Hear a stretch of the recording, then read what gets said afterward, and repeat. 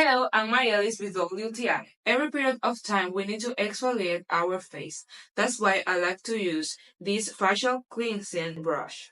It has two sides, one brush for wash your face and the other to exfoliate. The exfoliating side has these little silicone things that are gentle on washing your face. It is so simple to use. I just put my facial soap on my face as usual, and then I rub the brush and I immediately feel that my skin is rid of all the dirt.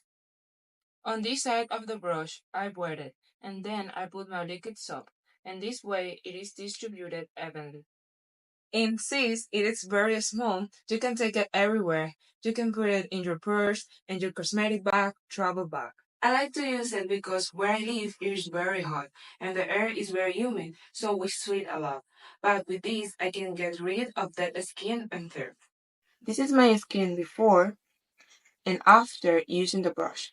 It really feels super clean and free of dirt. And that's my point of view.